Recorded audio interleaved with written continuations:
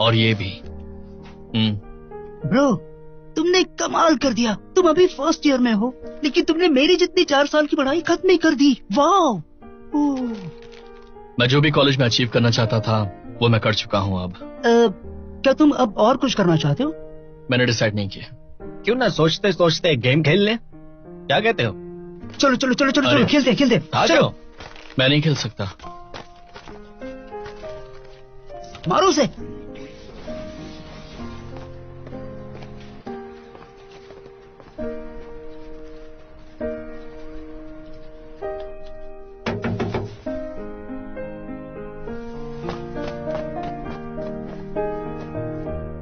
मेरे अंदर ऐसी कौन सी कमी है कि लोग मुझे निकाल नहीं रहे? एफर्ट तो मैं पूरा मार रहा हूँ। ऑफिस से कॉल आ रहा है। मनान, तुम आज कॉलेज के जॉब फेयर में क्यों नहीं आए? क्या तुम इस सेमेस्टर में पास नहीं हुए हो? मनान, मैंने सुना तुम 6th क्लास में फेल हो गए और तुमने CET 4 भी नहीं दिया। ग्रेजुएट होना मुश्किल लग रहा है। तुम्हें ली से बात करनी चाहिए, वो तुम्हें बहुत पसंद करता था ना। तुम्हें याद भी है तुम फर्स्ट ईयर में कितने होशियार थे? तुमने इन 3 सालों में क्या किया है? अच्छे स्टूडेंट से बेकार हो।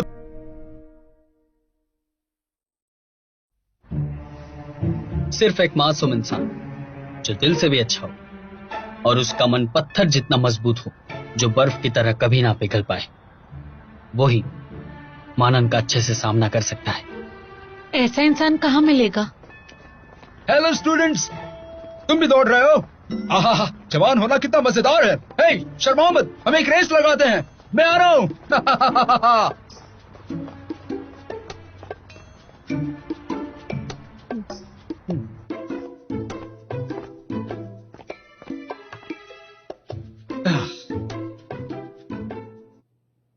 हेलो मनान, मैं हूँ। नानबे ने मुझे आपके बारे में बताया। आप टीम 2 के कोच सर है ना? शाओसा, आप सीधा पॉइंट पर आ जाइए। मेरा नाम साजिशु है। ठीक है, मैं पॉइंट पर आता हूँ। हाँ, तो वक्त आ गया है कि मैं तुम्हें हमारी डिबेटिंग टीम को ज्वाइन करने का इनविटेशन दूं। टीम 2। नहीं करूंगा। मनान, मेरी बात सुनो। मेरे पास टीम 2 के लिए एक बहुत अच्छा प्लान रेडी है। आगे जाकर हम प्रोविंशियल कंपटीशन में जाएंगे, टीम 1 को हराएंगे और नेशनल चैंपियनशिप भी जीतेंगे। इन सब के बाद तुम्हें बेस्ट स्टूडेंट अवार्ड के लिए भी रेकमेंड करेंगे। तुम्हारा फ्यूचर ब्राइट है। फिर क्या? एक अच्छी जॉब ढूंढो। बिल्कुल आपकी तरह। जब तक तुम मेहनत करते रहोगे तुम ये हासिल कर सकते हो। वैसे एक अच्छी जॉब क्या होती है? मिस्टर शाह, आप स्कूल में एक टीचर हैं तो आपने ग्रेजुएशन तो कंप्लीट की ही होगी। आपने लाइफ में इतनी मेहनत की और फिर आपको एक बेकार सी टीम 2 मिल गई, लेकिन आप रिजेक्ट नहीं कर सकते। उनकी वजह से आपको प्रमोशन मिलेगा। फिर 3 से 5 साल के बाद शायद आप यूथ लीग कमेटी के सेक्रेटरी बन जाएंगे। सही कहा ना? और तब तक तो आप करीबन 30 साल के हो जाएंगे।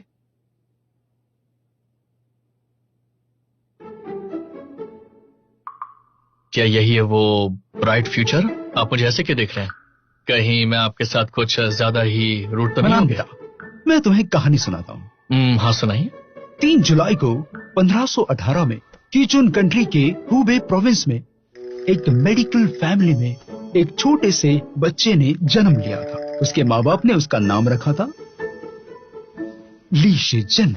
एक मिनट, आप ये सब मुझे क्यों बता रहे हैं? मेडिकल साइंटिस्ट और एक फार्मासिस्ट था। उसने एक मास्टरपीस बनाया जिसमें 1.92 मिलियन वर्ड्स थे, कंपेंडियम ऑफ मटेरिया मेडिका। उसने 8 एक्स्ट्रा मेरिडियंस और स्टडी ऑफ द पल्स भी लिखा था। लेकिन ये सब तो मैं स्कूल में पढ़ ही चुका हूँ ना। तो हम उनकी कहानियों से क्या सीख सकते हैं? वो एक ऐसे इंसान थे जो प्रॉब्लम से कभी हार नहीं मानते थे। जीत के रास्ते में वो किसी को आने नहीं देते थे। उन्होंने अपने गोल्स के लिए बहुत कड़ी मेहनत की और सफल भी हुए। और उसके बाद उन्होंने जल्दबाजी कभी नहीं की, हमेशा आगे बढ़ते रहे और पीछे मुड़कर नहीं देखा। वो इस दुनिया में बहुत ही अनोखे हैं जिन्होंने सक्सेस के साथ साथ अपनी वैल्यूज का भी पूरा ख्याल रखा ताकि सफलता पाने के बाद वो उससे अंधे ना हो जाए। कितने कमाल के इंसान थे वो। इतनी तरक्की पा लेने के बावजूद बहुत ही हम्बल और बहुत ही सुलझे हुए इंसान थे। इसलिए आज भी करीब 500 साल के बाद उनकी कंपेंडियम ऑफ मटेरिया मेडिका आज भी सराहनीय है। और वैसे आप कहना क्या चाहते हैं? मैंने सुनो, तुम्हें नहीं लगता कि तुम्हारा फ्यूचर भी इतना ब्राइट हो सकता है? क्या तुम्हें कभी कुछ कर दिखाने का जुनून नहीं हुआ? नहीं मिस्टर शाह, मुझे कुछ काम याद आ गया, मुझे जाना होगा। मेरी बात खत्म नहीं हुई, रुक जाओ। मनान, तुम्हें वॉशिंगटन और एक्स की कहानी सुननी है क्या?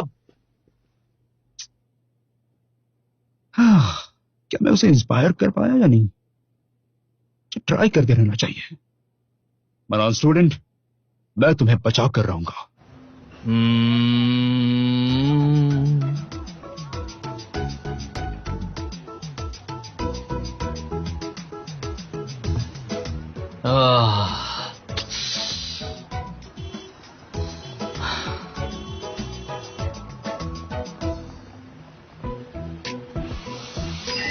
अरे आप फिर से यहाँ आ गए? हाँ, मैं आ गया। मनान, क्या तुमने हमारी डिबेट टीम ज्वाइन करने के बारे में कुछ सोचा? मुझे नहीं करना। आप क्या कर रहे हैं? मैं तुम्हें एक कहानी सुनाता मुझे हूं। और सेलिब्रिटीज की कहानी नहीं सुननी ये है। एक सेलिब्रिटी की कहानी नहीं है। किसकी है? क्या तुम सैल्मन के बारे में जानते हो? सैल्मन? उसे डामा फिश भी कहा जाता है। वो एक बहुत ही बेहतरीन फिश में से एक है। उन्हें वैसे तो फ्रेश वाटर रिवर्स और लेक्स में ही रहना चाहिए, लेकिन वो बहुत बहादुरी दिखाकर अपनी पूरी जिंदगी सी में बिताते हैं। जब बच्चे पैदा करने होते हैं तो वो सैकड़ों मील तक अपने घर तक तैरते हैं ताकि वो ऐसा कर सके। और एक बार उनके बच्चे पैदा हो जाते हैं तो वो अपना दम तोड़कर अपनी जान दे देते हैं। अगर उनकी जिंदगी पर गौर फरमाएं तो वो सिर्फ माइग्रेट करते रहते हैं और गोल गोल घूमते रहते हैं, एक नस्ल के बाद दूसरी नस्ल। लेकिन इसका डिबेट टीम ज्वाइन करने से क्या लेने देना है? किसने उन्हें अनदेखी दुनिया में जाने के लिए गाइड किया? इसके बावजूद कि इंसान, भालू या ईगल उन्हें जान से मार सकते हैं, वो फिर भी बिना डरे आगे बढ़ते ही रहते हैं। क्या तुम्हें इंस्पिरेशन फील नहीं होती? क्या तुम भी ऐसे नहीं बनना चाहते? क्या तुम्हें नहीं लगता कि ऐसा करना चाहिए? क्या तुम्हारा कुछ कर दिखाने का जुनून पैदा नहीं होता? बिल्कुल नहीं मिस्टर साहब, मुझे कहीं जाना है, मैं चलता हूँ। लेकिन मेरी बात खत्म नहीं हुई है। मनान, क्या तुम्हें अफ्रीकन सवाना की टिबेटियन एंटीलोप की कहानी नहीं सुननी? मनान,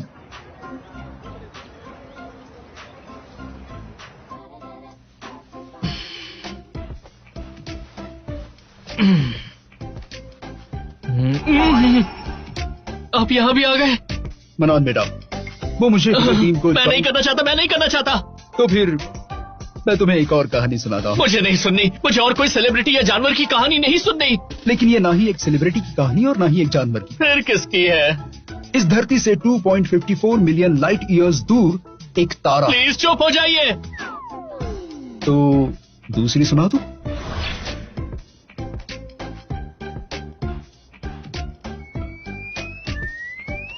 मनान सुनो ना। आप यहाँ कब आए? हाँ, क्योंकि अब तुमने फर्स्ट राउंड खेल ही लिया है तो। लेकिन आपके आने की आवाज भी नहीं आई, मैं तो डर ही गया। वो तुम ध्यान लगाकर बैठे हुए थे ना, और वैसे भी मुझे भी खेल में दिलचस्पी है, तो मैं तुम्हें डिस्टर्ब नहीं करना चाहता। एक मिनट वहीं रुक जाइए, वहीं पर रहिएगा, पास मत आइएगा।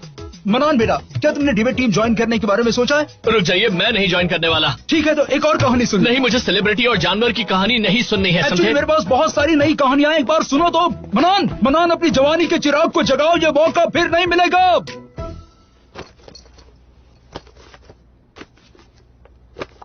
आनंद, कहाँ जाने की तैयारी कर रहे हो? मेरे डैड का मैसेज आया था, घर आने के लिए कह रहे हैं। अच्छा, वैसे शायद सा नहीं, उनका नाम भी मेरे सामने मत लेना कभी।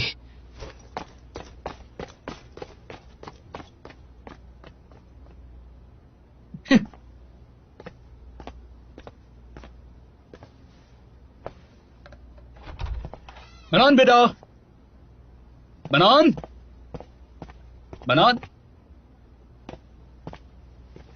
मनान बेटा, कहाँ गया? भाग गया।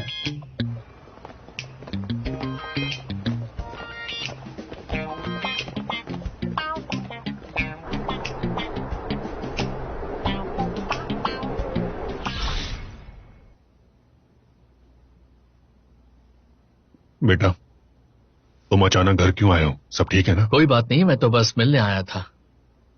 तुम वापस आ ही गए हो तो कल सुबह बाहर चलते हैं, क्या कहते हो? कल सुबह? कहाँ जाना है? सवाल मत करो, कल पता चल जाएगा।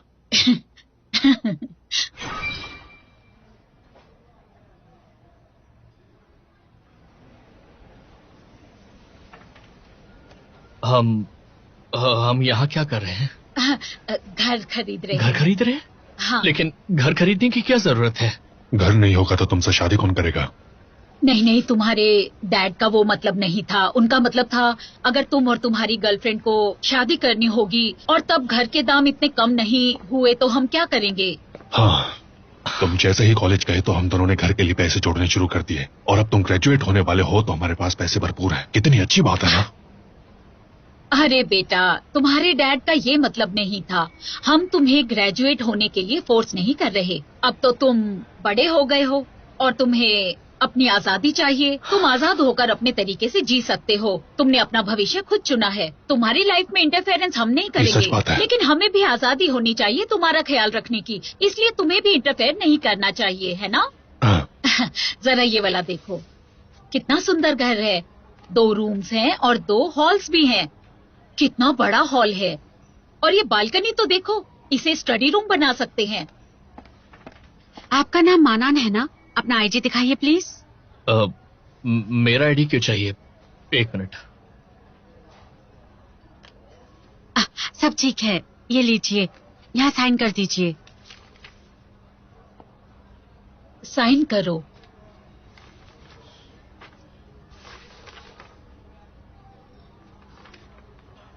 साइन करो बेटा।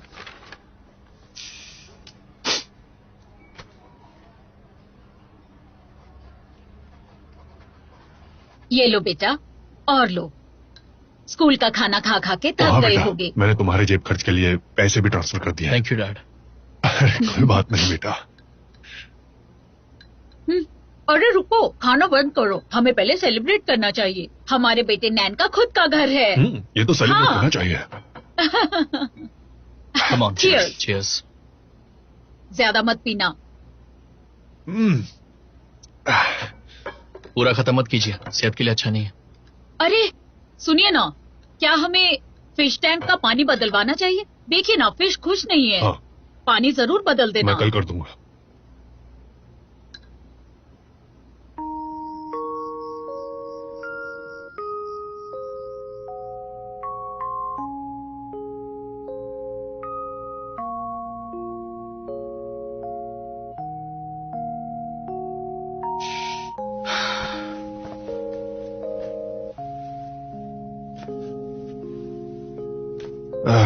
मेरी काफी उम्र हो गई है। मेरे चेहरे को तो देखो, मेरे बाल भी पूरे सफेद हो गए हैं। हाँ, मेरी भी नजर कमजोर होती जा रही है। मुझे ठीक से दिखाई नहीं दे सही रहा। कहा, जरा ध्यान से देखो, यहाँ पर अभी भी व्हाइट बाल है। मैंने कितनी बार कहा है, पार्लर में जाकर अपने बाल डाई करवाओ। घर पर करने की जिद क्यों करते हो? ज्यादा कुछ फर्क नहीं पड़ता, और उतने पैसे बर्बाद क्यों करने? यहाँ करो। हाँ हाँ, लगा रही हूँ। तुम ठीक से नहीं कर रही। शांति तो रखो।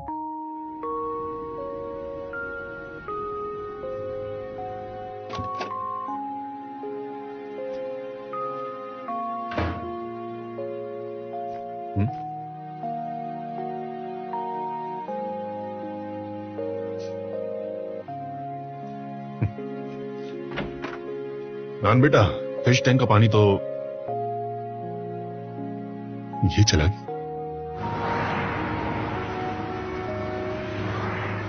हम जैसे लोगों की तरह ऐसे कई लोग हैं जो इस दुनिया में रह रहे हैं। वक्त तो ऐसा आ गया है कि हम ही नहीं जानते हमारे सपने क्या हैं। मेरे ओपोनेंट के हिसाब से हम कम दर्जे के समाज को बिलोंग ये करते बात हैं। सच है कि हम सबके पास अपनी जिंदगी जीने के ढंग को चुनने की आजादी है, लेकिन इस आजादी के बदले किसी और की आजादी पर रोक टोक नहीं लगनी चाहिए।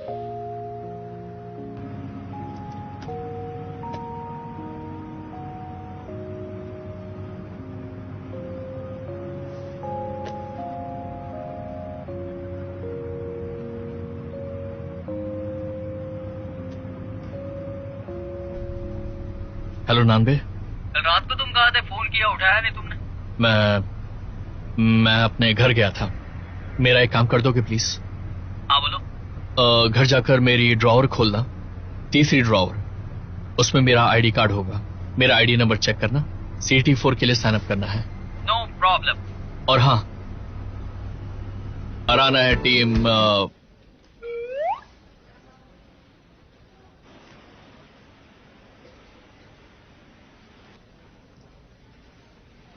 पैकेज 7301 आप में से किसी का है?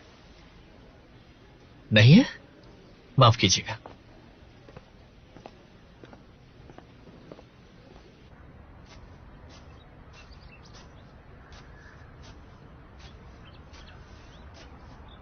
ये क्या है? हमें हाँ, ये मुझे ये वाला करना है, ये करने दो। मैं यहाँ पूछने आया था मेरा एग्जाम रजिस्ट्रेशन हो गया है क्या? हाँ हो गया। और अब क्या? तो मैंने डिसाइड कर लिया है, मैं तुम्हारा 4th डिबेटर बनूंगा।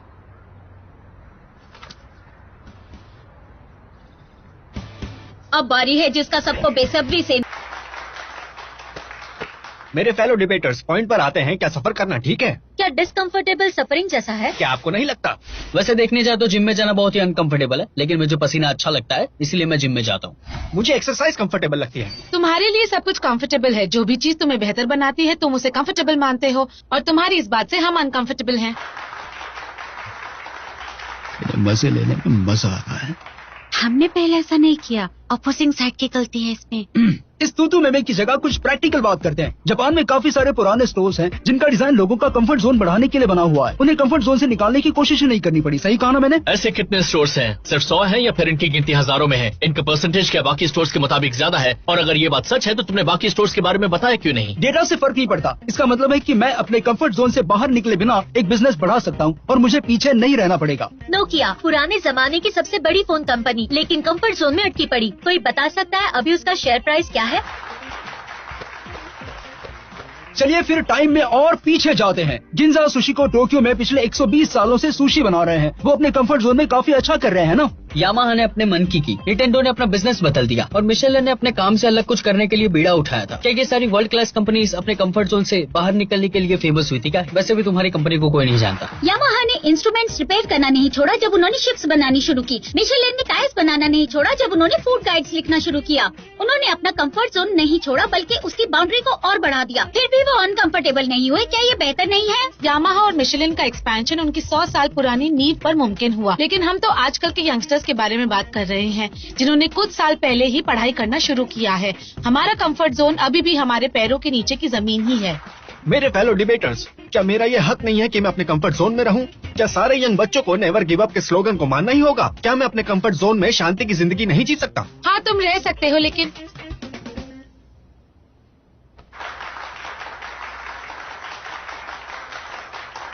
लगता है हमने अच्छा किया। ऑपोजिंग टीम के 4 डिबेटर का बहुत बहुत शुक्रिया। लेकिन अब वक्त आ गया है प्रो टीम की फाइनल समरी का। एक कंपटीशन का रिजल्ट इस वक्त मेरे हाथ में है और अब मैं अनाउंस करने वाली हूँ कि कौन विनर है। प्रो टीम जो कि ड्यूफ की डिबेट टीम है।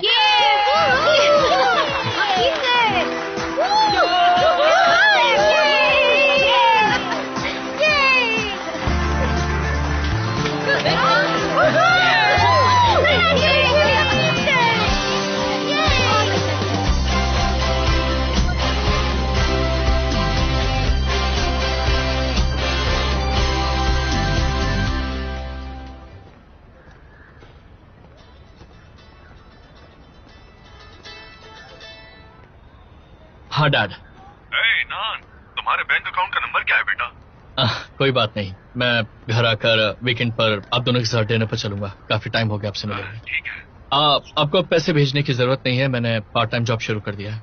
लेकिन हर महीने मुझे अपने बैंक अकाउंट में 6000 युआन रखने ही पड़ेंगे। मुझे महीने के अंत में होम लोन की EMI जो भरनी है। मेहनत करते रहो बेटा।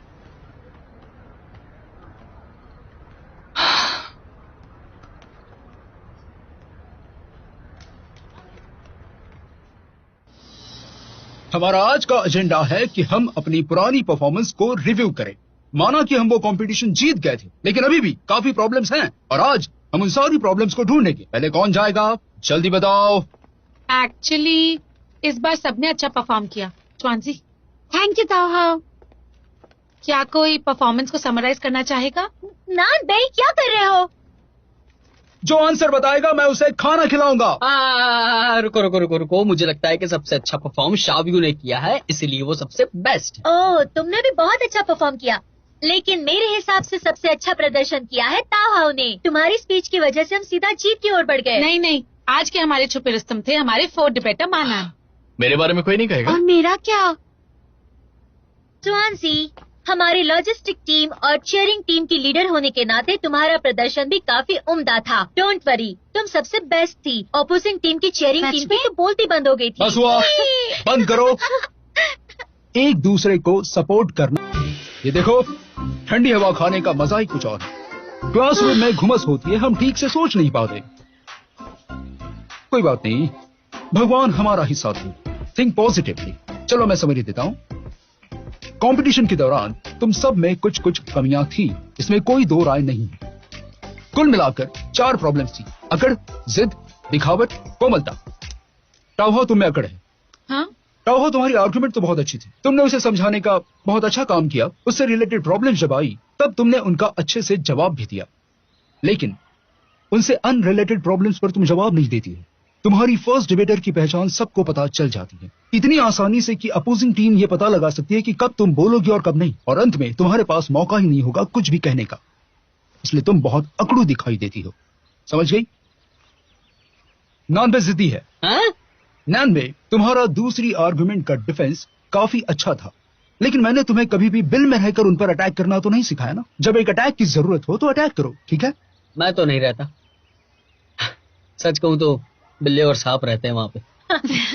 अपने सारे अटैक के वक्त इस्तेमाल करना। 99 के जिद्दीपन के सामने तुम बहुत दिखावटी हो शाओजू। टैलेंट दिखाने में? बिल्कुल भी नहीं। अगर पूरे गेम का रिकॉर्ड देखेंगे तो 33 अटैक्स में से सिर्फ तुमने 25 अटैक्स किए थे। जब भी अटैक करने का कोई भी मौका आता है तो तुम उसे ले लेती हो, वो भी बिना सोचे कि तुम्हारा अटैक मेन लॉजिक से जुड़ा हुआ है या नहीं। और फिर तुम्हारे 25 अटैक्स में से सिर्फ 10 ही थे जिन्होंने आर्गुमेंट को आगे बढ़ाया, और बाकी बचे वो सिर्फ मजाक उड़ाने के लिए थे। कुछ लोगों को लगा ये डिबेट है, बाकियों को लगा ये स्टैंड अप कॉमेडी चल रही है। अगली बार इतनी दिखावट मत करना। ठीक है। रॉन्जी, हाँ? तुम बेस्ट हो। अंत में मनान की बात करते हैं। मनान का कंक्लूजन बहुत ही बढ़िया था, मैं तो कहना चाहूंगा बहुत ही उम्दा था, लेकिन अपने कंक्लूजन से पहले भी तुम्हें कुछ बोलना चाहिए था। देखो, तुम अपने टैलेंट से दूसरों में कमियां निकाल ही सकते हो, इसलिए तुम बहुत कोमल हो। बहुत बढ़िया शाओ सा, आई मीन कोच सा। आप तो बहुत ही छुपे रुस्तम निकले। अब सुनो, ये सब तुम्हारी डिबेट वाली कमियां थी, और हमारा अगला कंपटीशन हम सब के लिए बहुत इंपॉर्टेंट है, और उसका समय भी पास आ रहा है। तो फिर कल सुबह मिलते हैं अपनी टैक्टिक्स डिस्कस करने के लिए। आज के लिए इतना ही। मुझे पुराने कोच सर से भी बात करनी है। 1 मिनट रुको, खाने का जो वादा किया था वो। मीटिंग खत्म। हाँ कोच। लेकिन सर मुझे सर सुनिए तो, आपने फोन उल्टा पकड़ा है। Yes sir. अब मैं भी चलती हूँ। हाँ, तुम्हारी तबीयत थोड़ी ठीक नहीं है, तुम्हें नहीं जाना चाहिए। अब बेहतर लग रहा है। वैसे भी मुझे डेट पर जाना है। तुम अपने बॉयफ्रेंड से फिर कभी मिल लेना। हमने बहुत पहले डिसाइड किया था और वो मेरा इंतजार कर रहा होगा। शाओयू, तुम समझ क्यों नहीं रही हो? प्यार की ताकत से सब चीजें ठीक हो जाती हैं। अब मुझे जाना होगा। Bye bye. टाओहाओ आजकल थकी हुई लगती है। हाँ? मुझे उसकी फिक्र होने लग गई है। उसके पास स्टूडेंट यूनियन का काफी काम है, और हाल ही में उसने एक इंटर्नशिप भी शुरू की है। हाँ, मैंने सुना है कि कंपनी में काफी लोग रिटायर होने वाले हैं, और बहुत सारा काम टाओहाओ अकेली करती है। पता नहीं कब तक ऐसा चलता रहेगा।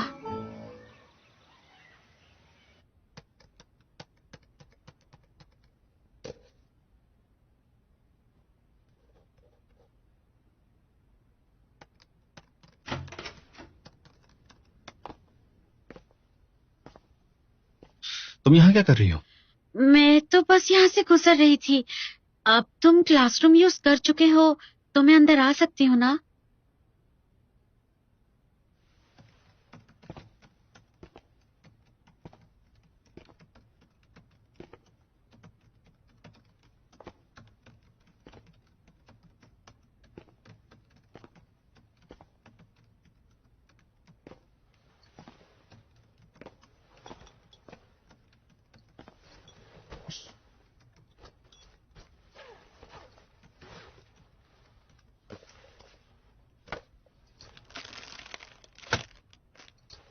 मैंने तुमसे कहा था कि मेरे लिए और मीठा लेकर मत आना।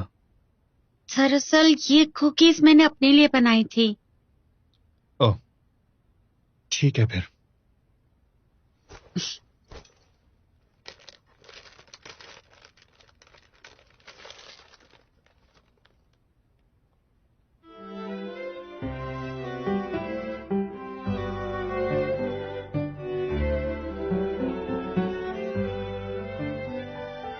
ये गोल्डन कलर और इसकी क्रिस्पी सी आवाज, दूध का असली फ्लेवर, इतना क्रीमी और मीठा।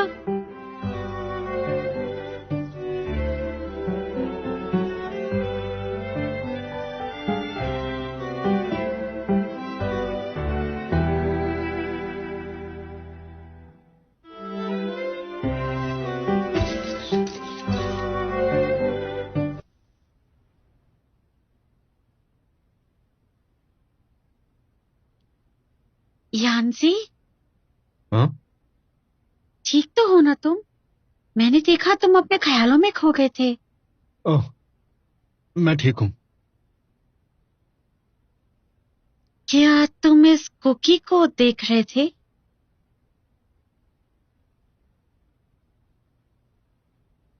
क्या मैं एक ले लूं? हाँ, क्यों नहीं।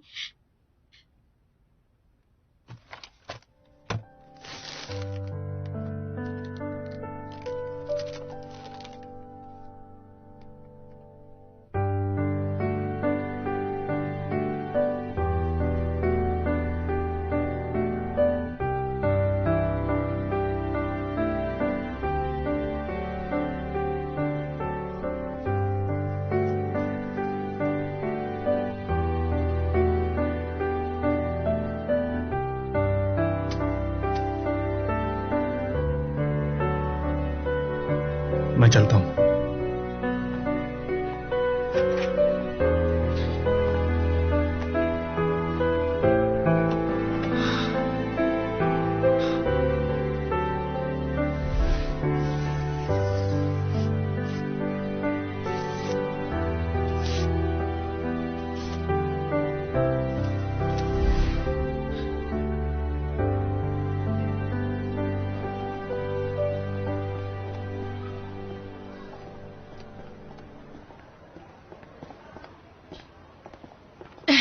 तुम क्या खाओगे? कुछ भी चलेगा। नूडल्स खाते हैं। और हाँ, तुम्हारा पेट ठीक है ना? फिर हॉटपॉट खाते हैं। तुमने जैसे ही हॉटपॉट कहा मेरा भी खाने का मन कर गया। चलो ना। क्या तुम सच में खाने के लिए कह रही हो क्या? मैं बदल नहीं रही हूँ, मुझे सचमुच हॉटपॉट खाना है। मैंने तो वैसे ही कह दिया था। चलो क्यों ना कैफे चलते हैं। मुझे कंपनी देने के लिए चलो। क्या तुम श्योर हो? फिक्र मत करो, मैं ठीक हूँ। तावाओ को फिर से पेट दर्द हो रहा है, चलो उसे ये दवाई देकर आते हैं। वो भी डेट पे गई है, इतनी जल्दी वापस नहीं आएगी। उसका बॉयफ्रेंड कितना बुरा है, उसे पता है कि उसकी तबीयत ठीक नहीं है, फिर भी उसे डेट पर ले जाने की जिद करता है। मुझे एक बात बताओ, तुम टाओ हाउ को नहीं जानती हो क्या? वो हमेशा दूसरों के लिए सब कुछ करने के लिए तैयार होती है, लेकिन खुद की बात नहीं मनवा सकती। दूसरों का क्या मतलब है? वो दोनों कपल है, तो एक बॉयफ्रेंड को अपनी गर्लफ्रेंड से हारने में क्या प्रॉब्लम है?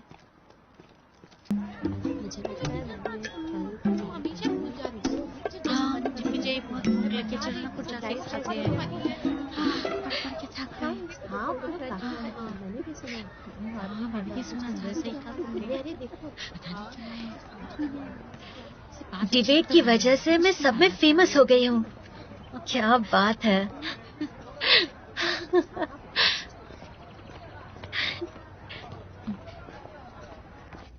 आज का ही वो दिन है जब तुम पूरी दुनिया में फेमस हो सकते हो। तो ट्रेनिंग शुरू करते हैं, लेट्स गो।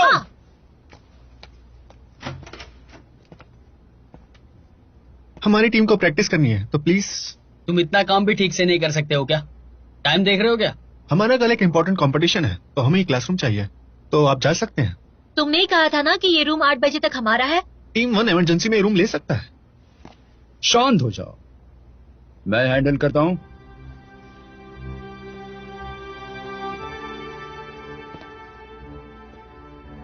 स्टूडेंट्स, नेचर में काम करना बहुत अच्छा होता है, इससे मूड और बेहतर नहीं हो जाता?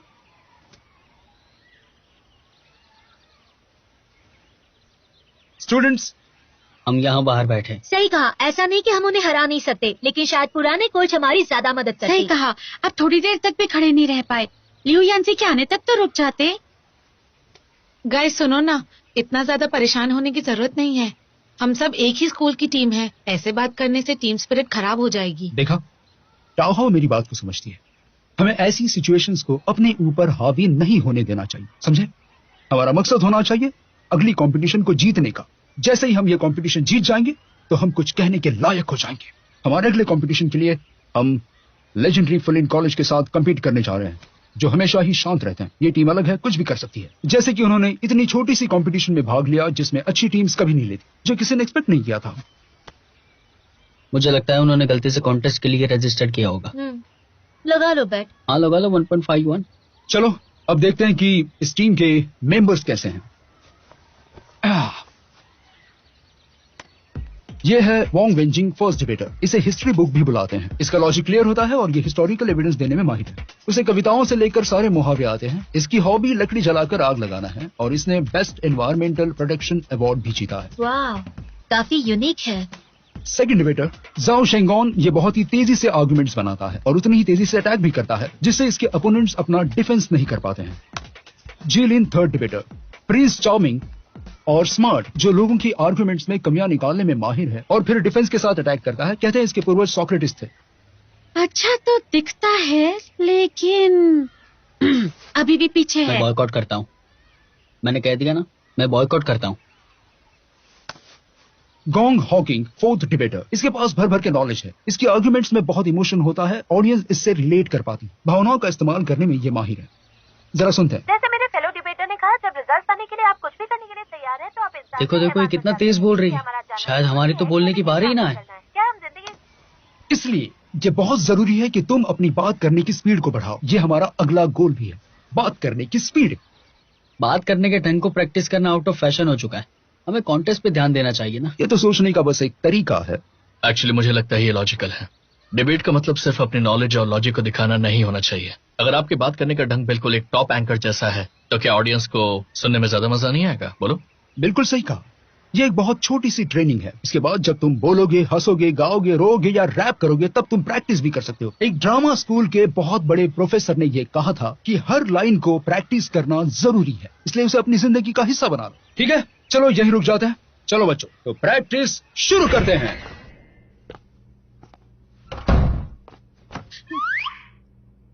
तुम्हें क्या हुआ? इधर आओ, इधर आओ। चलो चलो।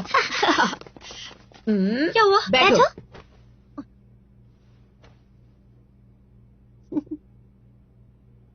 क्या हुआ? ये सब कब से शुरू हुआ? तुम दोनों के बीच आजकल क्या चल रहा है? मुझे नहीं पता। किस बारे में तुम ये? शायू, तुम्हारी और नानबे की फोटो वायरल हो गई है। किस फोटो की बात कर रही हो? ये देखो, ये तुम और नानबे हो ना? ये रोज अपडेट होता है।